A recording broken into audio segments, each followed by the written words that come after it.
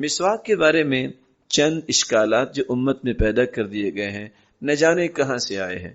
اگر ایک بلش سے زائد اگر مسواک نہیں تو یہ شرعی مسواک نہیں، پتہ نہیں یہ کہاں آیا ہوگا۔ ہو سکتا ہے کسی جگہ آیا ہو، ہم نے بھی کون سی ساری حدیثیں پڑھی ہیں، لیکن اگر کہیں آیا ہوتا کسی کو تو پتہ ہونا چاہیے تھا جو حدیثوں کے حافظ ہیں۔ اگر دونوں طرف سے اس کو بنا لیا جائے مسواک کو تو پھر تو شرعی ہے، اگر ایک طرف سے ہو تو پھر شرعی نہیں۔ نہ جانے اس میں کیا کوئی حکمت ہے، ہماری سمجھ سے بالا تر ہے۔ اسی طرح فلاں چیز کی مسواک نہیں بنائی جا سکتی، ہر پاک لکڑی کی مسواک بنائی جا سکتی ہے۔ رسول اللہ صلی اللہ علیہ وسلم جو پیلو کی لکڑی کی مسواک جو ہے وہ استعمال کیا کرتے تھے۔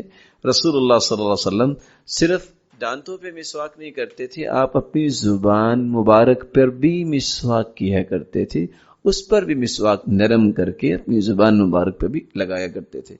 یستاک علی لسانہ، چونکہ حدیث کی نص موجود ہے۔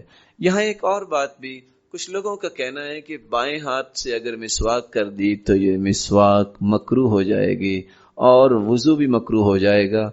میں تو نہیں سمجھ سکا کہ اس کی توجیہ کیا ہے کہ بائیں ہاتھ سے مسواک کرنے سے مکروہ کیسے ہوگی، لیکن میں یہ حدیث سنانا چاہوں گا۔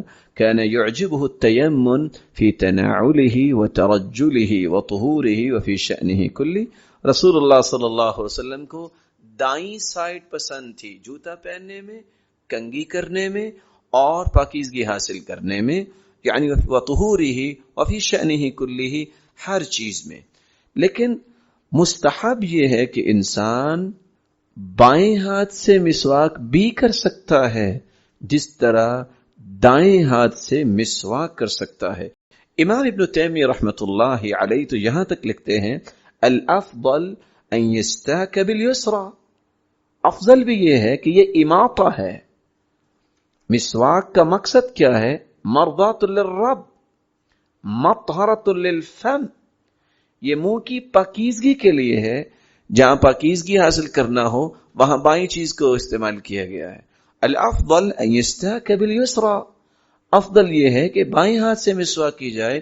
نص علیہ الامام احمد فی روایتی، اور منصور القوسج بیان کرتے ہیں کہ ما علمنا احدا من الائمہ خالف فی ذلک، ہم نے کسی بھی عالم ربانی کو آج تک نہیں سنا کہ اس نے اس بات کی مخالفت کی ہو کہ بائیں ہاتھ سے مسواک کرنا جائز نہیں۔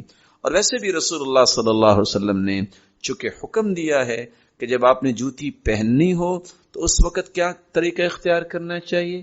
پہنتے وقت دایاں پاؤں پہلے پہنا جائے اور اتارتے وقت بایاں پاؤں پہلے جوتی سے نکالا جائے۔ وَلْيَكُنِ الْيُمْنَى أَوَّلُهُمَا تُنْعَلْ وَآخِرُهُمَا تُنْزَعْ، جوتا پہنتے وقت دایاں پاؤں اور جوتا اتارتے وقت بایاں پاؤں استعمال کرنا چاہیے۔ اس طرح دخول الخلا، آپ واش روم میں جانا چاہتے ہیں تو آپ کو بایاں قدم پہلے رکھنا ہے۔ اسی طرح آپ مسجد سے نکل رہے ہیں تو آپ کو پہلے باہر بایاں قدم رکھنا ہوتا ہے۔ تو جس چیز کی نص آ جائے، ایک مسلمان نص سے احتراز نہیں کرتا، اپنے فلسفے اور اپنی باتیں اس کو شریعت بنانا یہ جائز نہیں ہے۔